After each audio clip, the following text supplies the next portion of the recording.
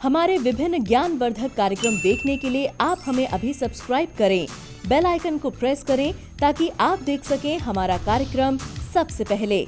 और अधिक जानकारी के लिए फेसबुक पेज को लाइक करना न भूलें। जय माँ इंद्राक्षी। इंद्राक्षी धाम में दर्शकों आप सभी का हम हार्दिक स्वागत करते हैं। आज के दिन जिन जातकों का जन्म दिवस है, मैरिज एनिवर्सरी है, उन सभी को हमारी तरफ से बहुत बहुत शुभकामनाएं। आज हम बात करने वाले हैं, संतान हमारे हाथ से निकल जाए तब हमें क्या करना चाहिए। हर माता पिता अपनी संतान को अच्छे संस्कार देने का प्रयास करता है, लेकिन उसके बावजूद भी कई बार संतान की कुसंगति उसे ले डूबती है।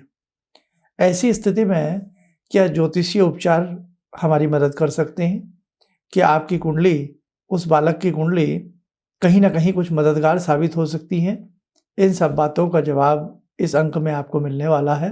ध्यान से सुनिए, बहुत अच्छा ये अंक है। आइए आज का पहले हम पंचांग देखते हैं। 3 दिसंबर दिन शुक्रवार, सन 2021, मार्गशीर्ष का महीना, कृष्ण पक्ष, संवत 2078, तिथि चतुर्दशी, नक्षत्र विशाखा, राहु काल 10:30 से 12, दिशा शूल पश्चिम दिशा। कई बार हम बच्चे को बहुत अच्छे स्कूल में पढ़ाते हैं, सब कुछ उसके अच्छे से हम कर रहे होते हैं, लेकिन बच्चे की तरफ से कई बार कुछ शिकायतें स्कूल से, कॉलेज से, गली मोहल्ले से, सोसाइटी से सुनने को मिल जाती हैं।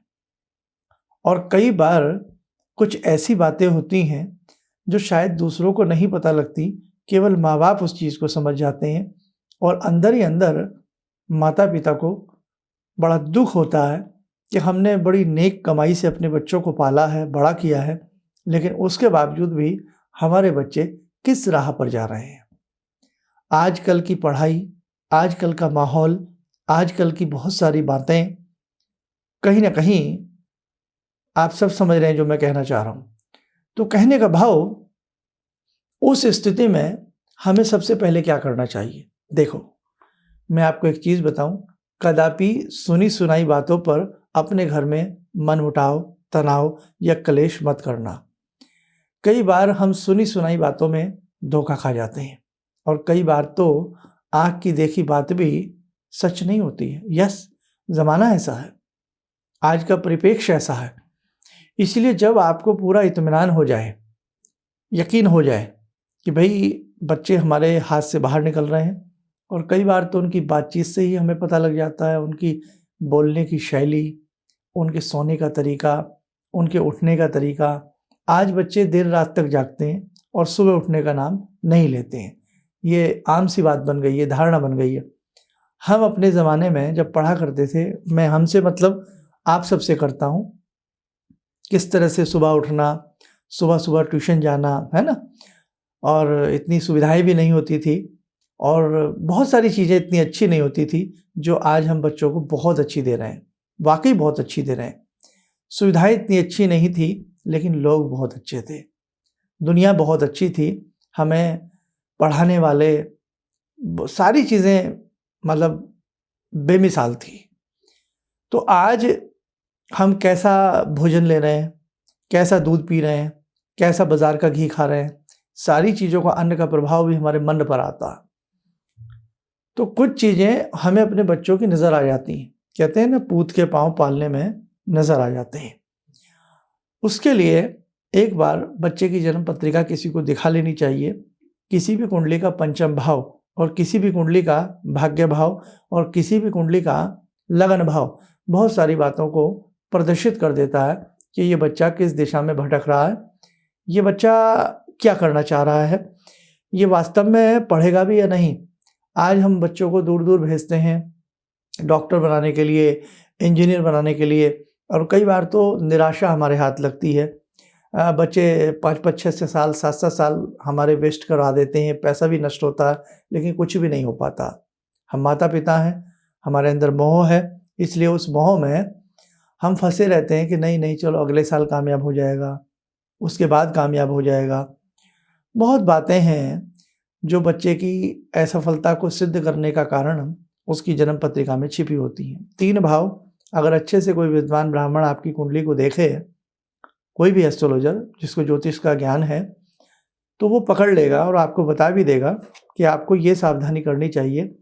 और सबसे बड़ी बात, जब आप अपने बच्चे को का कार्य क्षेत्र चुन रहे होते हैं, आप उसको पीसीएम दिलाना चाहते हैं साइंस सेक्टर में या मेडिकल क्षेत्र में या कॉमर्स के सेक्टर में, आर्ट में, या कोई एक्स्ट्रा सब्जेक्ट, ऑप्शनल सब्जेक्ट्स भी बच्चों के आजकल होते हैं, या किसी भी स्पोर्ट्स में या उसमें, तो वहाँ पर भी यदि आपके पास कोई आसपास एक्सपर्ट अच्छे कुंडली को देखने वाले हैं, उनसे राय ले लेंगे तो आपके बहुत काम आएगा। सेकंड बात, कुंडली नहीं है, हाथ की रेखाएं बच्चे को दिखा करके, बच्चे की हाथ की रेखाएं किसी भी मर्मज्ञ को दिखा करके ये सारी चीज़ों की जानकारी ली जा सकती है। दूसरा स्टेप, हम बच्चों को कभी भी किसी चीज़ को थोपने का प्रयास ना करें। जैसे हम डॉक्टर हैं तो हम चाहें कि हमारा बच्चा डॉक्टर बने, ऐसा मन में भाव आता है, भाई बड़ा सा हमने क्लिनिक बना दिया, कल बच्चा संभाल लेगा। हम चार्टर्ड अकाउंटेंट हैं या जो भी हैं, इंजीनियर हैं, हम करीब करीब यही चाहते हैं कि हमारी छवि हमारा बच्चा ले, लेकिन कई बार ऐसा मंजूर नहीं होता। हम डॉक्टर हैं और बच्चा कई बार बिल्कुल ही विपरीत दिशा में होता है। तो थोपने का प्रयास ना करें, जांचने का प्रयास करें कि बच्चे का मन भी इस दिशा में है या नहीं। ये तो आप बिना ज्योतिष के भी कर सकते हो। और यदि आप कंफ्यूज हैं, आप भ्रम का शिकार हैं कि क्या करें क्या न करें, उस स्थिति में ज्योतिष बहुत प्यारी मदद कर सकती है। जान सकते हैं कि बच्चे को क्या दिशा निर्देश देना चाहिए, किस सब्जेक्ट की तरफ बच्चे को बढ़ाना चाहिए। नंबर 2 बातें हो गई। आगे बढ़ते हैं।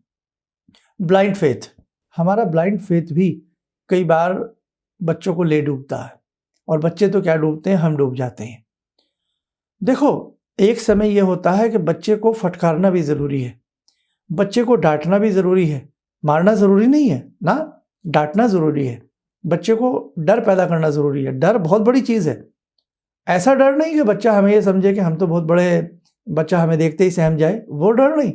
एक आंख के इशारे का डर होता है। डर कई बार बहुत बुरा होता है और कई बार डर बहुत अच्छा होता है। हमें पुलिस का डर ना हो तो हम हेलमेट भी ना लगाएं, ट्रैफिक पुलिस का, है ना, सीट बेल्ट भी ना बांधें। तो डर है वो अच्छे के लिए है ना। टीचर क्लास में आते हैं, बच्चे डर जाते हैं, चुप हो जाओ टीचर आ गए, तो वो डर अच्छा है।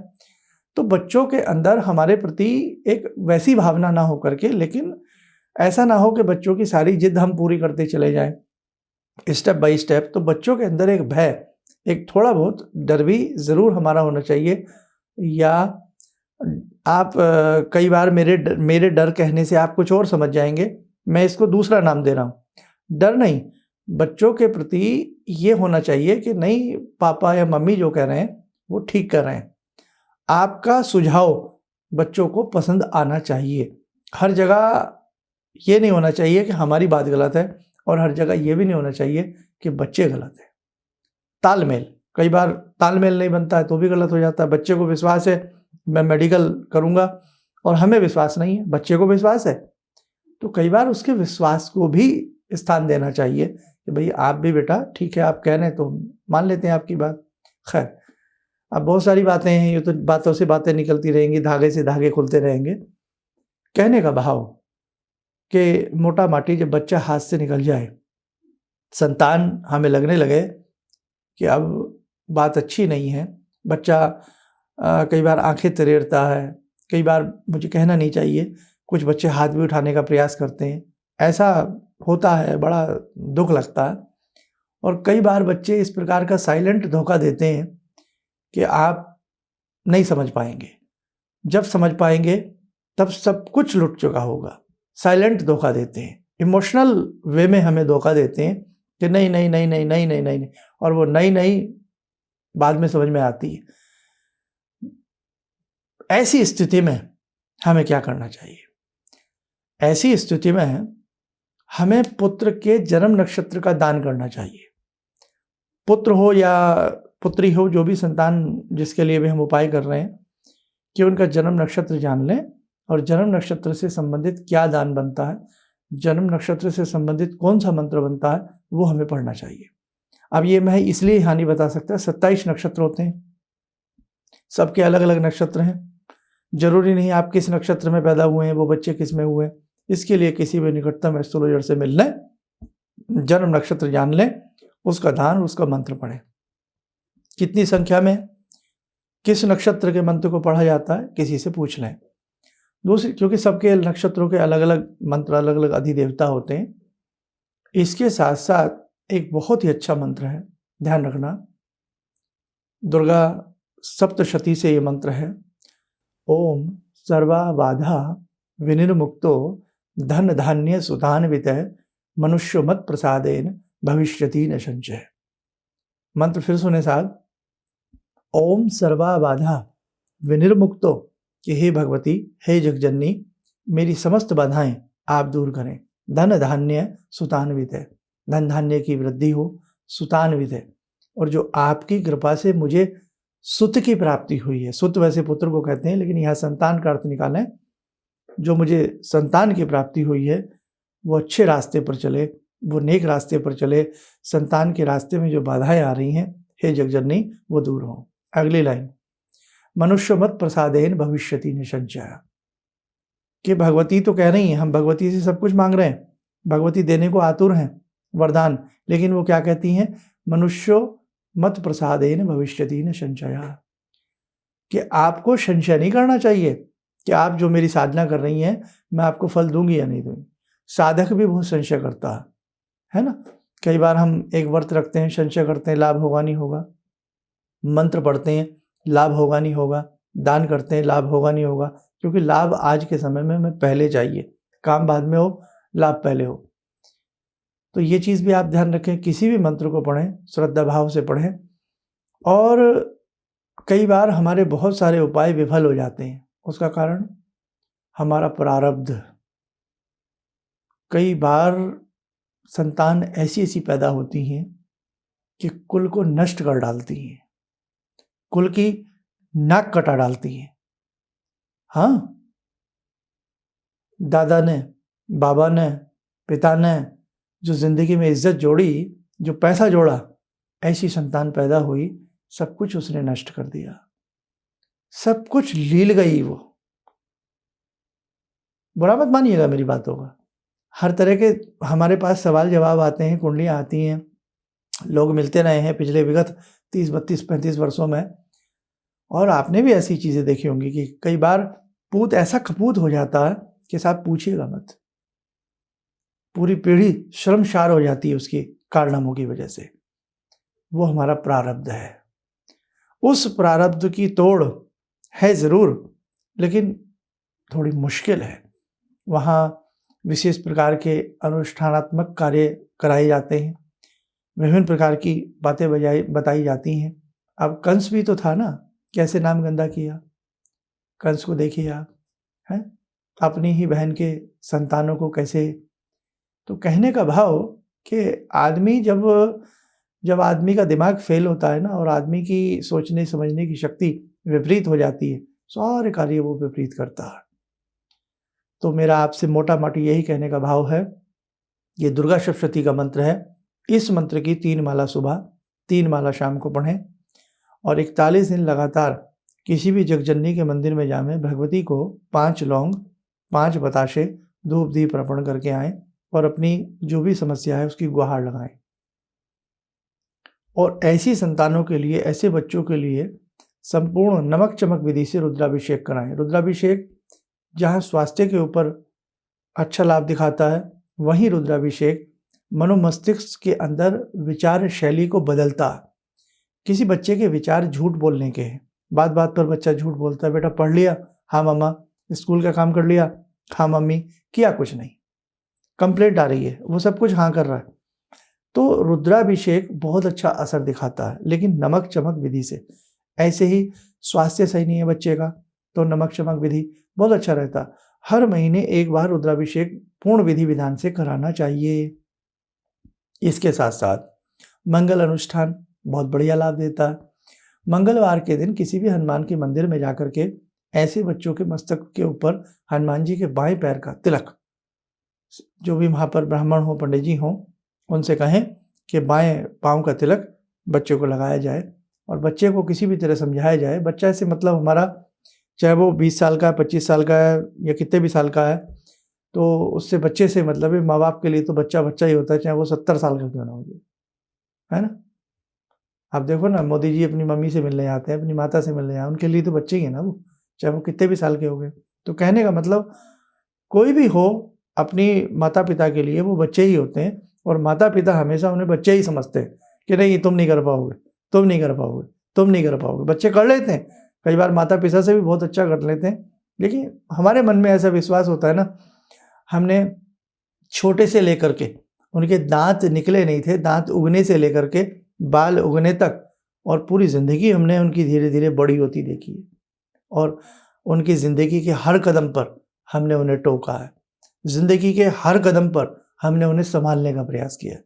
इसलिए हम उन पर विश्वास करते हैं, लेकिन हैं वो बच्चे ही हमारे। अब बच्चे उस चीज़ को ना समझें, वो बाद की बात है। तो हनुमान जी के बाएँ पैर का तिलक उन जातकों को, उन बच्चों को लगवाना चाहिए। आप ये 2-4 उपाय करिएगा, आपको पूर्ण हम विश्वास देते हैं, आपको बहुत अच्छा लाभ मिलेगा। और कभी-कभी शिवलिंग पर जल चढ़ाएँ और चढ़ा हुआ जल थोड़ा-सा लाएँ, उस बच्चे को, उस बालक को पिलाया जाए, उस संतान को पिलाया जाए। शिवलिंग पर चढ़ा हुआ जल आध्यात्मिक शक्ति को पैदा करता है, आध्यात्मिक प्रेरणा पैदा करता है। आपके मनोमस्तिष्क में कुछ ऐसे विचार हैं जो जड़ जमा लेते हैं, उन विचारों की ग्रहों को खोल देता है। ऐसा होता है शिवलिंग पर चढ़ा हुआ जल जब हम पीते हैं। बीमार को पिलाया जाए, बहुत अच्छा लाभ मिलेगा।